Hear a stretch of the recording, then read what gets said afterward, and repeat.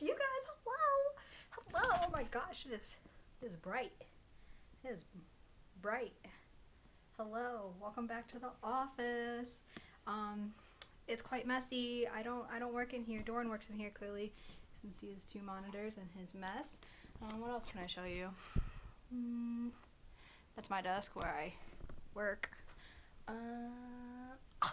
Prom picture. Prom. I don't know if you guys can see it.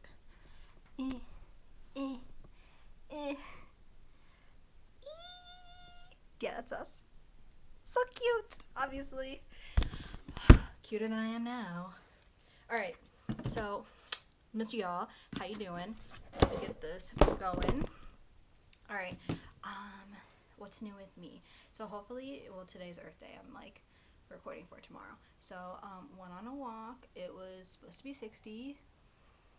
Not at 60 yet. It's kind of cold.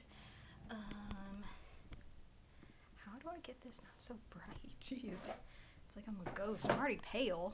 Actually, I got burned on Monday. We had a parking lot party, as we call it. Just went and sat in the parking lot and got some sun. I was like, dang girl. Alright, getting back to it.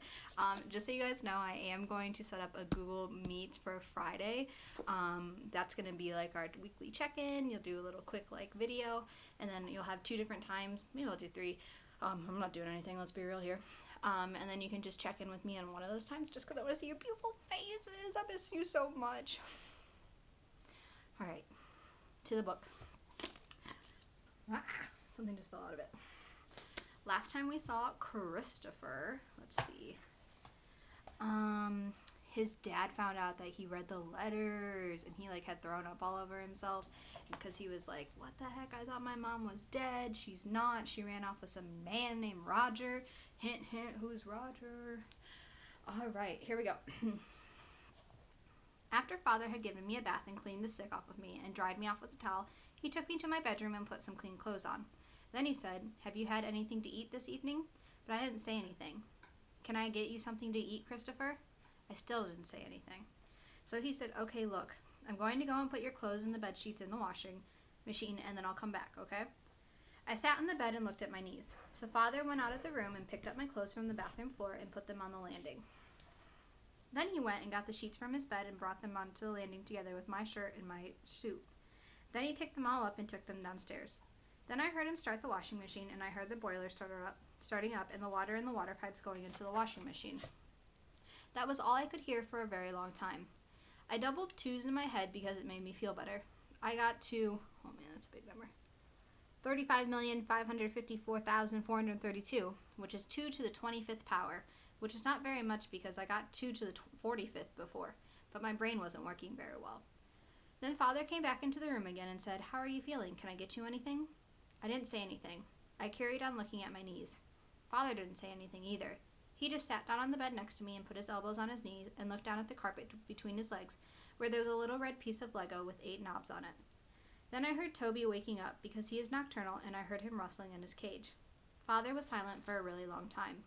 Then he said, look, maybe I shouldn't say this, but I want you to know that you can trust me, and okay, maybe I don't tell you the truth all the time. God knows I try, Christopher. God knows I do. But life is difficult, you know? It's freaking hard telling the truth all the time. Sometimes it's impossible. And I want you to know that I'm trying. I really am. And perhaps this is not a very good time to say this, and I know you're not going to like it, but you have to know what I'm going to tell the truth from now on, about everything. Because if you don't tell the truth now, then later on it hurts even more. So Father rubbed his face with his hands and pulled his chin down with his fingers and stared at the wall. I could see him out of the corner of my eye. I killed Wellington, Christopher. Forgot about that part. I wondered if this was a joke, because I don't understand jokes, and when people tell jokes that they don't mean what they say. But then Father said, please, Christopher, just let me explain. Then he sucked in some air and he said, when your mom left, Eileen, Mrs. Shears, she was very good to us, very good to me. She helped me through a very difficult time, and I'm not sure I would have made it without her. Well, you know how she was around here most of the time, helping out with the cooking and the cleaning, popping over to see if we were okay, if we needed anything. I thought, well, Shit, Christopher, I'm trying to keep this simple. I thought she might carry on coming over. I thought, and maybe I was being stupid, I thought she might eventually, I don't know, want to move in here? Or that we might move into her house? We got on really, really well. I thought we were friends, and I guess I thought wrong. I guess, in the end, it comes down to, shit, I don't know, we argued, I guess. And in the end, Christopher, we argued a lot. She said some things that I'm not going to say to you because they're not nice, but they hurt. But I think she cared more for that freaking dog than for us. For me. And maybe that's not so stupid looking back. Maybe we are a handful. Maybe it's easier living on your own looking after some stupid mutt than sharing your life with actual other human beings. I mean, shit, buddy, we're not exactly low maintenance, are we? Anyway, we had this row. Well, quite a few rows, to be honest. But after this particular nasty little blowout, she chucked me out of the house. And you know what that freaking dog was like after that operation? Bloody schizophrenic. Nice as pie one moment, roll over, tickle its stomach. Sink its teeth into your leg the next. Anyways, we're yelling at each other, and it's in the garden peeing. So when she slams the door behind me, the bugger's waiting for me. And I know. Maybe if I'd just given it a kick, it would have probably backed off. But shit, Christopher, when that red mist comes down, Christ, you know how it is. I mean, we're not that different, me and you, and all I could think was that she cared more about the stupid freaking dog than she did you or me. And it was like everything I had been bottling up for 2 years just...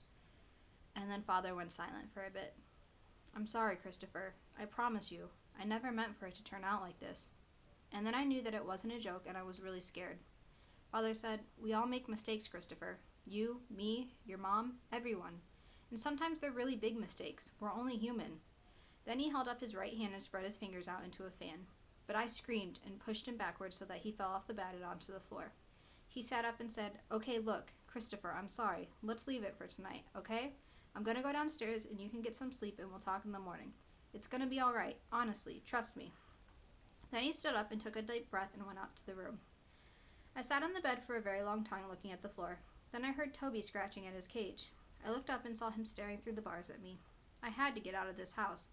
Father had murdered Wellington. That meant that he could murder me, because I couldn't trust him even though he said trust me, because he had told a lie about a very big thing. But I couldn't get out of the house straight away because he would see me, so I'd have to wait until he was sleeping. The time was 11:16 p.m. I tried doubling 2's again, but I couldn't get past 2 to the 15th, which is 32,768. So I groaned to make the time pass quicker and not think. Then it was 1:20 in the morning, but I hadn't heard Father come upstairs to bed. I wonder if he was sleeping downstairs or whether he was waiting in to come in and kill me. So I got out my Swiss Army knife and opened the saw blade so that I could defend myself. Then I went out of my bedroom really quietly and listened. I couldn't hear anything, so I started going downstairs really quietly and really slowly. And when I got downstairs, I could see Father's foot through the door in the living room. I waited 4 minutes to see if it moved, but it didn't. So I carried on walking until I got to the hallway. Then I looked around the door of the living room. Father was lying on the couch with his eyes closed. I looked at him for a very long time. Then he snored and I jumped, and I could hear the blood in my ears and my heart going really fast, and a pain like someone had blown up a really big balloon inside my chest. I wondered if I was going to have a heart attack. Father's eyes were still closed. I wondered if he was pretending to be asleep. So I gripped my knife really hard and I knocked on the door frame. Father moved his head from one side to the other and his foot twitched and he said, but his eyes stayed closed. And then he was snoring. He was asleep. That meant that I could get out of the house if I was really quiet, so I didn't wake him up. I took both my coats and my scarf from the hooks next to the front door, and I put them all on because it was cold outside. Then I went upstairs again really quietly, but it was difficult because my legs were shaking. I went into my room and picked up Toby's cage. He was making scratching noises, so I took off one of the coats and put it over the cage to make the noise quieter. Then I carried him downstairs. Father was still asleep. I went into the kitchen and I picked up my special food box. I unlocked the back door and stepped outside. Then I held the handle of the door down as I shut it again so that the click wasn't too loud. Then I walked down the bottom of the garden. At the bottom of the garden is a shed. It has the lawnmower and the hedge cutter in it, and lots of gardening equipment that Mother used to use, like pots and bags of soil. It would be a bit warmer in the shed, but I knew that Father might look for me in the shed. So I went around the back of the shed and I squeezed into the gap between the wall of the shed and the fence, behind the big black plastic tub for collecting rainwater.